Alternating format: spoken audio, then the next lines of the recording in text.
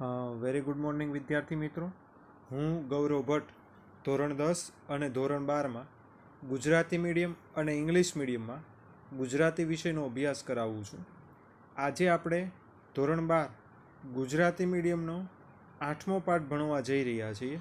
આપણે અત્યાર સુધીમાં અભ્યાસ કર્યો એમાં બીજો પાઠ, ત્રીજું કાવ્ય, ચોથો પાઠ, પાંચમું કાવ્ય, છઠ્ઠો પાઠ અને 7મું કાવ્ય તો બહુ પહેલાં આપણે ભણેલા હતા. એટલે આમ જોઈએ તો પહેલું કાવ્ય બાકી છે. પહેલું કાવ્ય બાકી છે એનું કારણ એક જ છે કે મારે પાસે જે ટેક્સ્ટ બુક છે એ ટેક્સ્ટ બુકમાં એ ચેપ્ટર આખું નીકળી ગયું છે, એટલા માટે મેં પહેલું કાવ્ય બાકી રાખ્યું છે. જો તમારી પાસે એ કાવ્ય કે એનું ઇમેજ કે એવું પડ્યું હોય તો કાવ્ય અને એનો સ્વાધ્યાય મને છે એ ખાલી એનો પીક મોકલી દો, તો પછી એકાદ લેક્ચર એવો લઈ લઉં કે એ કાવ્ય પણ છે એ હું તમને સમજાવી દઉં. બરાબર છે. આજે જે કાવ્ય ભણવા જઈ રહ્યા, આજે જે પાઠ ભણવા જઈ રહ્યા છે અમરનાથની યાત્રાએ છે એ પાઠ આમ જોઈએ તો એટલો બધો ખાસ તમને મજા આવે એવો છે નહીં.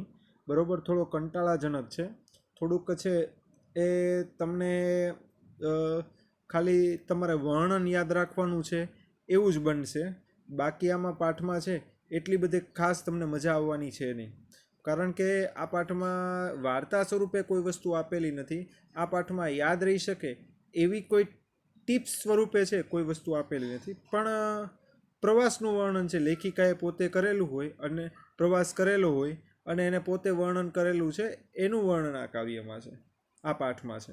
બરાબર છે. બીજું કે મેં એક વિડીયો જોયો હતો.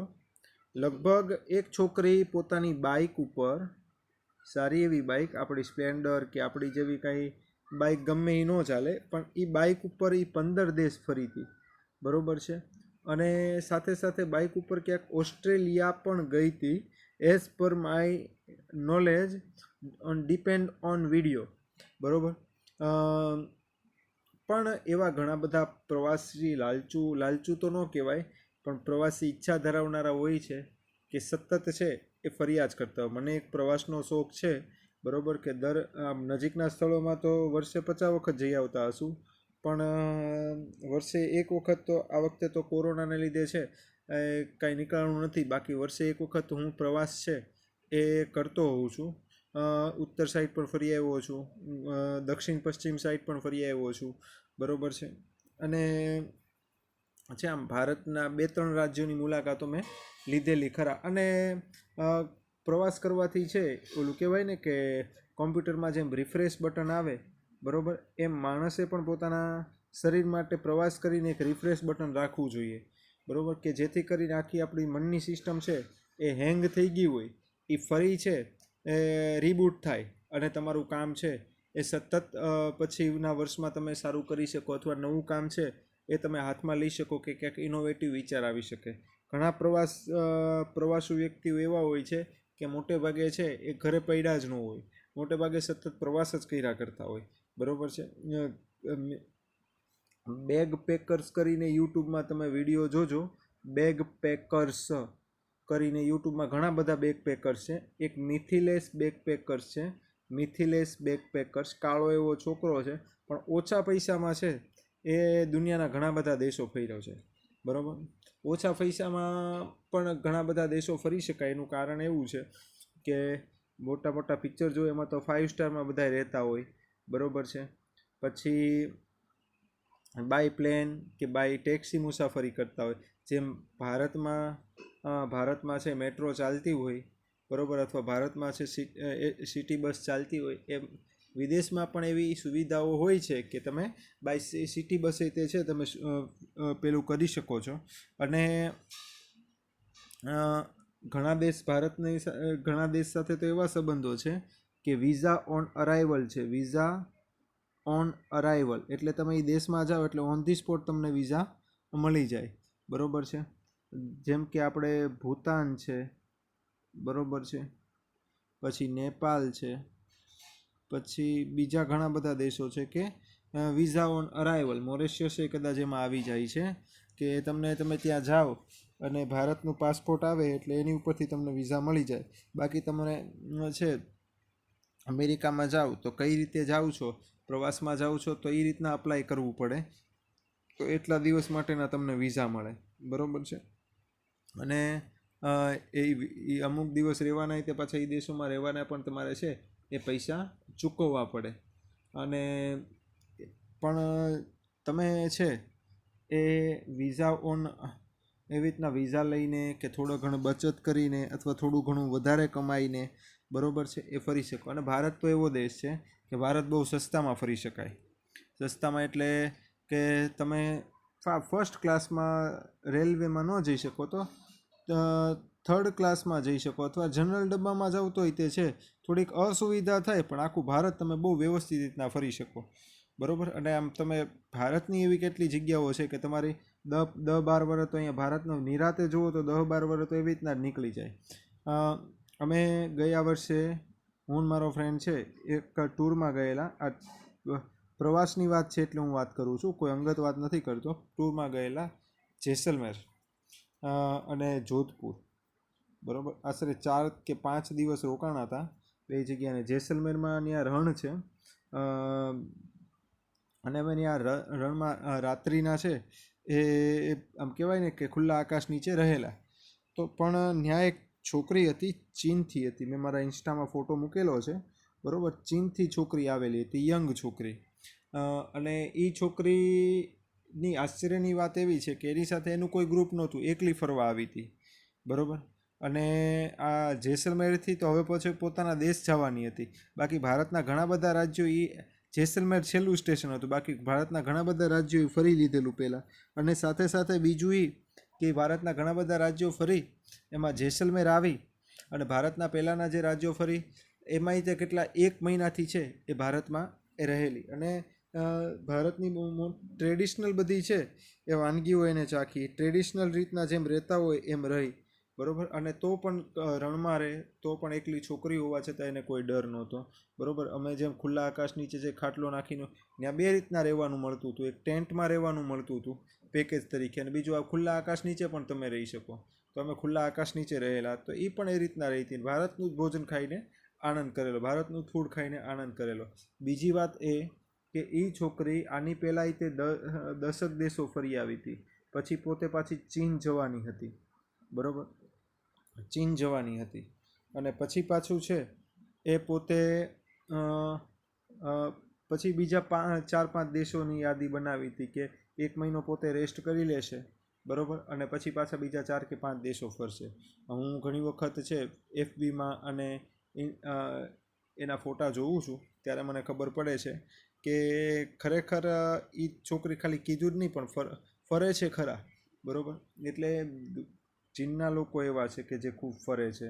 બરાબર. અમેરિકાના લોકો એવા છે કે જે ખૂબ ફરે છે. યુરોપ અને ખાસ કરીને યુરોપમાં પોર્ટુગીઝ લોકો એવા છે કે ખૂબ ફરે છે. બરાબર. અને ભારતના ગુજરાતના લોકો એવા છે ખૂબ ફરે છે. ખૂબ ફરે છે મતલબ કે બહાર જઈને તે બહાર મોટે ભાગે પહેલાં તો જમવાનું જ ગોતતા હોય. તો પણ આ લોકો પણ એવા છે કે ખૂબ ફરે છે. ગુજરાતીઓ, સાઉથ ઇન્ડિયન પણ લોકો એવા છે કે ખૂબ ફરે છે. બાકી અમુક લોકો ખાલી ધંધા અર્થે વિદેશ જાય છે. બાકી એટલું બધું ખાસ ફરવાનું એના મનમાં હોતું નથી. છે બાકી અમુક દેશના અને આપણા ગુજરાતના ફરવાના શોખીનો. એ છોકરીનું છે નામ હતું તેન યેન કરીને હતું. ઇન્સ્ટામાં ફોટો છે મારા. બરાબર. તેન યેન કરીને છોકરી છે, પણ ફરવાની શોખીન અને સાથે સાથે ઓલું કહેવાય ને કે બ્રેવ, અને પાછું નવું નવું જાણવાની ઈચ્છાવાળી. બરાબર. અને પાછું આપણે તો નવા દેશમાં જઈએ તો ખાસ કરી મોટે ભાગે 10 દિવસ રહ્યા હોય એમાંથી 5 દિવસનો અમુક કલાકનો સમય ગણો તો ફોટોગ્રાફીમાં જ નીકળી ગયો હોય. બરાબર. આપણે કહેવાય ને કે મોબાઈલ ઘેલા થઈ જઈએ. પણ એ શાંતિનું વાતાવરણ માણવું એ તે એક કંઈક અજબ વાત છે. તમે રાજસ્થાન જશો તો મોટે ભાગે તમને ચાઇનાના વધારે લોકો જોવા મળશે, કારણ કે એ લોકો ફરતા હોય છે. ઘણા બધા એમાંથી સ્પાય પણ હોઈ શકે, પણ આપણે એ બધું છે એ પહેલાંમાં નથી પડવું. પણ ખરેખર જીવનમાં છે પ્રવાસ કરવો જોઈએ. પ્રવાસનું એક આમ છૂટું પાડીએ ને તો એમ થાય પ્રભુનો વાસ છે તેને, પ્રભુનો જ્યાં વાસ છે તેને પ્રવાસ કહેવાય.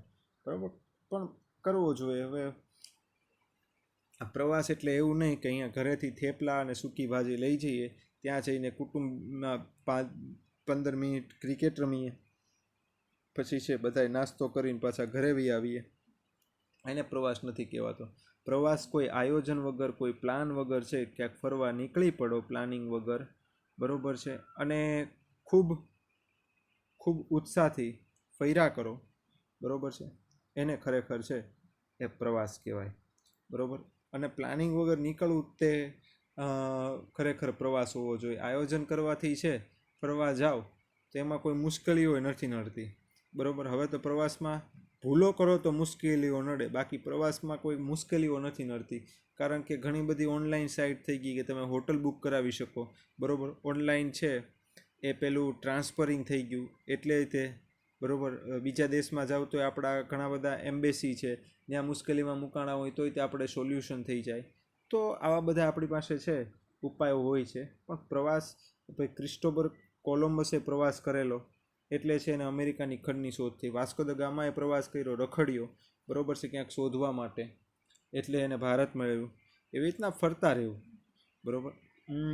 જુલે વન નામનો લેખક છે, એની બુક વાંચજો, બરાબર. એને ઘણી બધી બુકો લખી છે, પણ એક બુક સારી છે, સાહસિકોની સૃષ્ટિ. સાહસિકોની સૃષ્ટિ. તમે એની બુક વાંચતા વાંચતા એની દુનિયામાં વયા જશો, એ ગેરંટી. ઓછા રૂપિયામાં, પણ મસ્ત બુક છે, વાંચજો ક્યારેક, બહુ મજા આવશે. તો આપણે હવે છે પાઠની આગળ શરૂઆત કરીએ. અમરનાથની યાત્રાએ, જેમ મુસ્લિમ ધર્મમાં મક્કાની બધું છે એ પેલું કહેવાય યાત્રાધામ તરીકે ઓળખાય છે. હિન્દુ ધર્મમાં છે અમરનાથ છે, કેદારનાથ છે, બરાબર છે, બદ્રીનાથ છે, એ બધા યાત્રાધામો છે. તો આજે આ પણ એક યાત્રાધામ જ છે, અમરનાથ, બરાબર. ઓગસ્ટ મહિનામાં મોટે ભાગે છે ત્યાં યાત્રા થતી હોય છે. તો એ યાત્રાધામની વાત અહીંયા કરેલી છે. એ યાત્રાધામ લેખિકાએ ફરેલા છે એટલે એનું વર્ણન કરેલું છે. વિનોદિની રમણલાલ નીલકંઠ. પાઠનો પ્રકાર છે પ્રવાસ નિબંધ. પાઠનો પ્રકાર છે પ્રવાસ નિબંધ. લેખિકાનું નામ છે વિનોદિની રમણલાલ નીલકંઠ. પાઠનો પ્રકાર છે પ્રવાસ નિબંધ. પાઠ છે બે પ્રશ્ન કે એક પ્રશ્ન એવો છે કે 4 માર્કમાં પૂછાય, બરાબર. બાકી મને કોઈ એકાદ માર્કમાં એકાદ પ્રશ્ન કે 2 પ્રશ્ન છે, એટલે 4 માર્કમાં એક પ્રશ્ન આ પાઠમાંથી અગત્યનો છે. ગુજરાતી નિબંધ, નવલિકા, નવલકથા તેમજ બાળ સાહિત્યના અગ્રણી. અગ્રણી એટલે આગળ પડતા, શબ્દ સમૂહમાં કદાચ પૂછાય. અગ્રણી એટલે આગળ પડતા, એને શું કહેવાય તો કે અગ્રણી કહેવાય. આગળ પડતા એને શું કહેવાય તો કે અગ્રણી કહેવાય. અગ્રણી લેખિકા શ્રી વિનોદિની નીલકંઠનો જન્મ અમદાવાદ થયો હતો. પ્રાથમિક, માધ્યમિક તેમજ ઉચ્ચ કેળવણી તેમણે અમદાવાદમાં પ્રાપ્ત કરી. અમેરિકાની મિશિગન યુનિવર્સિટીમાંથી સમાજશાસ્ત્ર અને શિક્ષણશાસ્ત્ર વિષયનો વિષયોમાં એમએની ડિગ્રી મેળવી. એમએ એટલે master of arts. Master of arts એને એમએ કહેવાય. એમએની ડિગ્રી મેળવી. સામાજિક શૈક્ષણિક સંસ્થાઓમાં ઉમદા સેવાઓ આપી. હવે ટીક કરવાનો આવશે. એમનો રસાળ શૈલીનો નિબંધ સંગ્રહ કયો છે? રસદ્વાર. એમનો રસાળ શૈલીનો નિબંધ સંગ્રહ છે રસદ્વાર. એમનો રસાળ શૈલીનો નિબંધ સંગ્રહ છે. પછી એમના વાર્તા સંગ્રહો કયા છે? આરસીની ભીતર, કાપારસી અને બીજી વાતો, દિલ દરિયાવના મોતી, અંગુલીનો સ્પર્શ. આ બધા એમના વાર્તા સંગ્રહો છે. એમના વાર્તા સંગ્રહો કયા કયા છે? આરસની ભીતર, કાપારસી અને બીજી વાતો, દિલ દરિયાવના મોતી, અંગુલીનો સ્પર્શ એમનો વાર્તા સંગ્રહ છે. ટીક કરી નાખજો. હજી એમનો વાર્તા સંગ્રહ કયો છે? આરસીની ભીતર, કાપારસી અને બીજી વાતો, દિલ દરિયાવના મોતી અને અંગુલીનો સ્પર્શ, બરાબર. એમના વાર્તા સંગ્રહો છે. પછી એમને સાહિત્યના નોંધપાત્ર, બાળ સાહિત્યના નોંધપાત્ર પુસ્તકો કયા છે એ પણ ટીક કરી નાખજો. શિશુરંજના, મહેંદીની મંજરી, બાળકોની દુનિયામાં ડોક્યુ તથા સફરચંદ બાળ સાહિત્યના નોંધપાત્ર પુસ્તકો છે. બાળ સાહિત્યના નોંધપાત્ર પુસ્તકો ટીક કરી નાખો. શિશુરંજના, મહેંદીની મંજરી, બાળકોની દુનિયામાં ડોક્યુ, આ બધા. પછી હવે પાઠનું હજુ આ નિબંધમાં પ્રવાસ દરમિયાન લેખિકાને જે અનુભવ થયા એનું વર્ણન અહીંયા કરેલું છે. હું અમરનાથ તો પોતે નથી ગયો, પણ અમરનાથ જેવી જ તે બીજી જગ્યા છે. યાત્રાના કારણે નહોતો કે હું પણ ટ્રેકિંગ કરવા ગયેલો. મણિમહેશ કરીને જગ્યા છે. હું આમ બહુ ભગવાનમાં કે એમ વિશ્વાસ નથી કરતો, બરાબર, પણ આ જગ્યાએ જઈને થયું કે એવું ક્યાંક ઈશ્વર જેવું તો ક્યાંક હશે, બરાબર. મને ફીલ કરાવી દીધું. મણિમહેશ કરીને જગ્યા છે, ઉત્તર ભારતમાં, હિમાચલ પ્રદેશમાં છે. હિમાચલ પ્રદેશમાં છે જગ્યા. અમે 15,000 ફૂટની ઊંચાઈએ ગયા હતા. 15,000 ફૂટ, લગભગ 14,500 ફૂટ જેટલી ઊંચાઈ હતું, બરાબર. એટલી ઊંચાઈ અમે ગયેલા. પણ ત્યાં તમને નો વૃક્ષનું નિશાન જોવા મળે, નો પ્રાણીઓનું નિશાન જોવા મળે, ફક્ત ઝરણાઓ વહેતા હોય, બરાબર છે. અને ક્યારેક ઓચિંતાની ઠંડી ખૂબ પડવા માંડે, ક્યારેક ઓચિંતાનો છે અઢળક વરસાદ પડવા માંડે, બરાબર. પણ તમે એમ કહેવાય ને કે કુદરતના ખોળે આવી ગયા હોય, સ્વર્ગમાં આવી ગયા હોય, એવી એક દુનિયામાં અમે જઈ આવેલા. પણ ખરેખર આવી રીતના પ્રવાસ આવી જગ્યાએ પ્રવાસ કરવો હોય તો હું એક તમને રેફરન્સ આપું છું. આવા ટ્રેકિંગ કરવા હોય તો યુથ હોસ્ટેલ કરીને આખા ભારતમાં એક સંસ્થા છે, યુથ હોસ્ટેલ કરીને. તમને આવી અચરજભરી જગ્યાઓએ છે ટ્રેકિંગ જ કરાવશે. અચરજભરી જગ્યાએ ટ્રેકિંગ કરાવશે અને બહુ સેફ આખું ગ્રુપ છે યુથ હોસ્ટેલનું. સારા સારા વ્યક્તિઓ છે એમાં જાય છે, બરાબર, યુથ હોસ્ટેલના ટ્રેકિંગમાં. પણ એક વખતથી છે યુથ હોસ્ટેલના ટ્રેકિંગમાં હું આગ્રહ કરું કે જો પ્રવાસના શોખીન હોય, મમ્મી પપ્પામાંથી, ભાઈ બહેનમાંથી, તો યુથ હોસ્ટેલનો સંપર્ક કરવો. તમને દાખલા તરીકે 7,500 મારે મણિમહેશ જવાના થયા હતા, બરાબર છે. સાંભળજો, બહુ મસ્ત ઇન્ટરેસ્ટિંગ વાત છે. એ લોકોની ઓનેસ્ટી કેટલી. 7,500 થયા હતા. તમે પ્રવાસમાં જેટલા સાથે જાઓ ને એટલા છે કોસ્ટિંગ છે ઓછું આવે, બરાબર છે.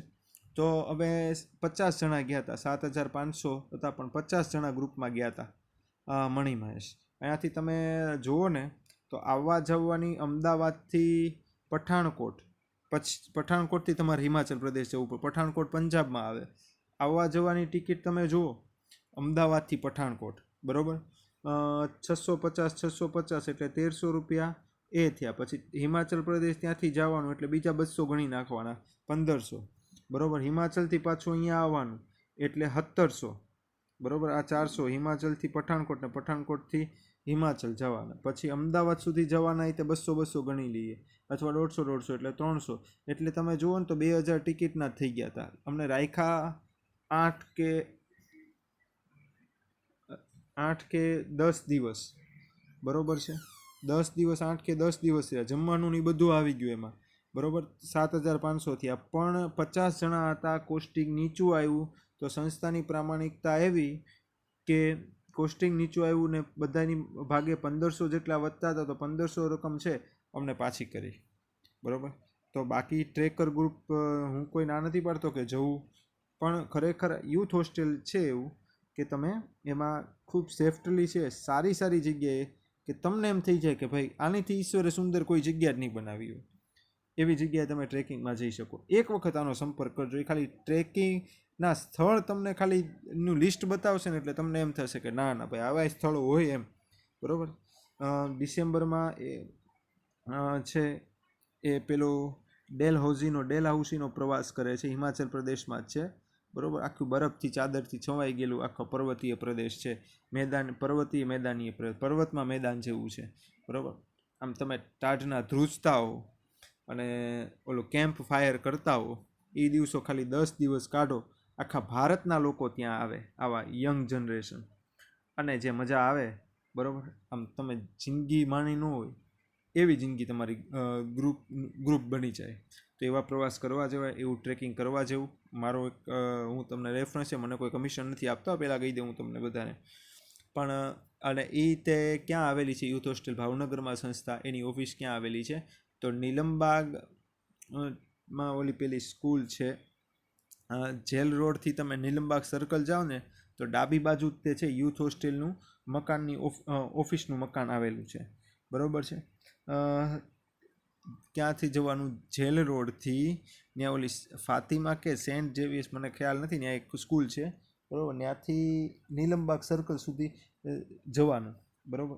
ત્યાં આગળ જ છે યુથ હોસ્ટેલનું મકાન. કે કહેશો ને એટલે તમને એ જગ્યા મળી જશે. ડાબી બાજુ છે જતી વખતે, નીલમબાગ સર્કલ જતી વખતે ડાબી બાજુ છે. ઓકે, તો તમને તમારા લાભ માટે મેં આ વાત કરી હતી, તમને મજા આવી હશે. હવે હું હોમવર્ક છે એટલું વાંચીને પછી લખાવી દઉં છું. આ નિબંધમાં પ્રવાસ દરમિયાન થયેલા અનુભવો લેખિકા વર્ણવે છે.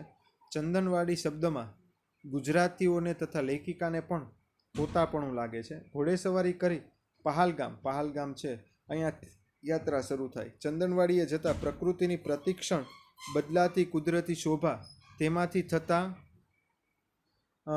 સંગીતનો આભાસ એટલે અહેસાસ, શેષ નદીના બદલાતા વિવિધ સ્વરૂપોનું સૌંદર્ય વરસાદમાં પલળીને પણ માણે છે. કુદરતના ન્યારા રૂપ જોઈ પાછા પહલગામ આવી પલંગમાં સૂવાનું સુખદ લાગે છે. એ વાતને અંતે જીવનમાં ચિંતન સાથે સાંકળી આપે છે. કાશ્મીરમાં, હવે હોમવર્ક લખી નાખો, હવે બહુ સમય રહ્યો નથી, હોમવર્ક લખી નાખો.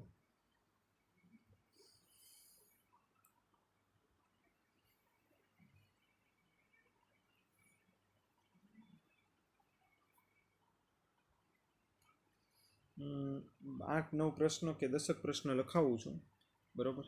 જો મને એ મારા જૂના પ્રવાસના, મારા નહીં પણ એ ખાલી જગ્યાના ફોટા મળી જશે તો હું તમને જગ્યાના ફોટા છે આની સાથે જ હું જોડી દઈશ આવતા લેક્ચરમાં. તો તમને છે એ ખાલી પર્વતીય પ્રદેશો કેવા હોય, બરાબર, એનો તમને ખ્યાલ આવી જશે, બરાબર. તો હવે અમરનાથની યાત્રાના પ્રશ્નો લખવા માંડો. લખાવું છું, 8 પ્રશ્નો લખાવું છું. લેખક પરિચયમાંથી જ બધા પ્રશ્નો આવી જશે, બરાબર છે. એટલે આ પાઠ પૂરો થતાં લગભગ 3 લેક્ચર તો જોશે. પહેલો પ્રશ્ન લખો. અમરનાથની યાત્રાએ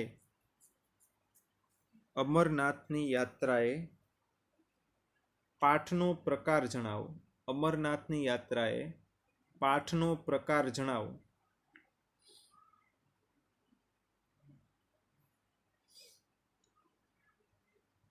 બીજો પ્રશ્ન. અમરનાથની યાત્રાએ પાઠના લેખકનું નામ જણાવો. અમરનાથની યાત્રાએ પાઠના લેખિકાનું નામ જણાવો. પાઠના લેખકનું નામ નહીં પણ પાઠના લેખિકાનું નામ જણાવો.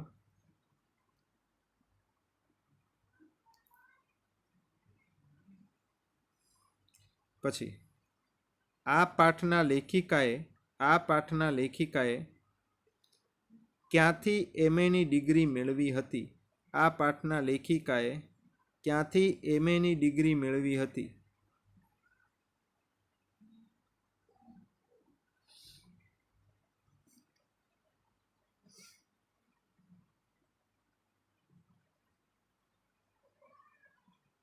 આ પાઠના લેખિકાએ ક્યાંથી MAની ડિગ્રી મેળવી હતી. પછી આ પાઠના લેખિકાએ કયા વિષયોમાં MAની ડિગ્રી મેળવી હતી. આ પાઠના લેખિકાએ કયા વિષયોમાં MAની ડિગ્રી મેળવી હતી. આ પાઠના લેખિકાએ કયા વિષયોમાં MAની ડિગ્રી મેળવી હતી.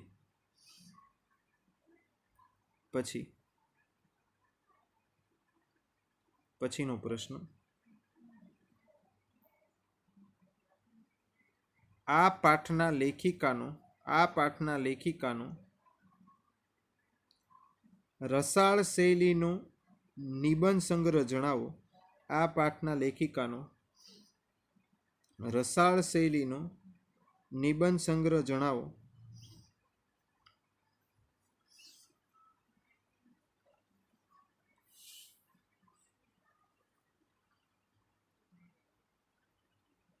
પછી આ પાઠના લેખિકાના વાર્તા સંગ્રહો જણાવો. આ પાઠના લેખિકાના વાર્તા સંગ્રહો જણાવો.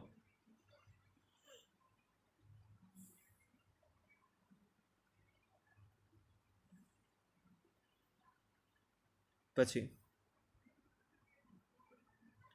આ પાઠના લેખિકાના નોંધપાત્ર પુસ્તકોના નામ જણાવો. આ પાઠના લેખિકાના નોંધપાત્ર પુસ્તકોના નામ જણાવો.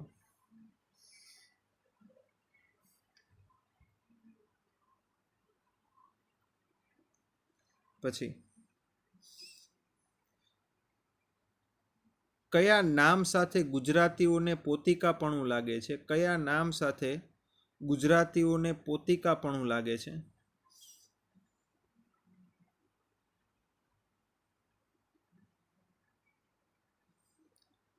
તો અહીંયા છે એ તમારે અમરનાથની યાત્રાએ પાઠ છે. મેં ઘણું બધું પ્રવાસનું વર્ણન કર્યું, મારા પોતાના પ્રવાસનું વર્ણન કર્યું, બરોબર છે. તમારે પ્રવાસમાં કઈ જગ્યાએ ટ્રેકિંગ ક્યાંથી થાય એની વિગતો પણ મેં તમને કીધી, બરોબર છે. અને આ પાઠ છે થોડોક ઇન્ટરેસ્ટિંગ બને એટલે એવી પ્રવાસની થોડી ઘણી વાતો છે હું તમને કરતો રહીશ, બરોબર છે. અને લગભગ 3 કે 4 લેક્ચરમાં છે આ પાઠ પૂરો થઈ જાય એવી મારી ઈચ્છા છે. થોડો કંટાળાજનક છે, હું પાઠ સતત વાંચી જઈશ તો કંટાળાજનક લાગશે, પણ આવી ક્યાંક ચર્ચાઓ કરતા રહીશું તો તમને છે એ પાઠ કંટાળાજનક નહીં લાગે. અને મારી તે ઈચ્છા છે તમને પાઠ કંટાળાજનક ન લાગે એ રીતના પાઠ આપણે પૂરો કરવો છે. તો આજનો લેક્ચર છે એ આપણે અહીંયા પૂરો કરીએ છીએ. Thank you very much. હા, બરોબર છે. આમાંથી કાંઈ ન સમજાણું હોય તો મને પૂછજો, બરોબર. અને થોડો ઘણો છે એ પાઠ એક વખત વાંચી જાજો. મારી વિનંતી એવી છે કે તમે આ એક પેજ વાંચી જાઓ તો વધારે સારું છે. આ એક પેજ વાંચી જાઓ ને તો એટલે થોડો ઘણો ખ્યાલ આવી જાય. પેલા અડધા કે દોઢ પેજમાં મજા આવે એવું છે.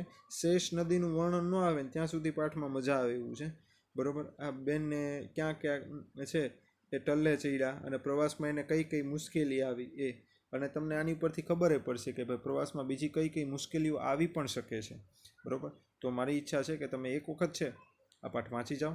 ન સમજાય ત્યાં અચૂક પૂછો, હોમવર્ક લખીને બતાવો, બરોબર. અને બાકી તો તમે તમારું થોડું ઘણું વેકેશન જેવું છે તો તમે માણી લો. કદાચ છે મે મહિનામાં આવતા વખતે પરીક્ષા છે પછી તમને વેકેશન મળે તે નહીં, પણ 12મા પછી તો આમ કાંઈ વેકેશન જેવું હોય જ નહીં. વેકેશન જ છે આમ તો વિચારીએ તો, બરોબર. તો thank you very much. Thank you.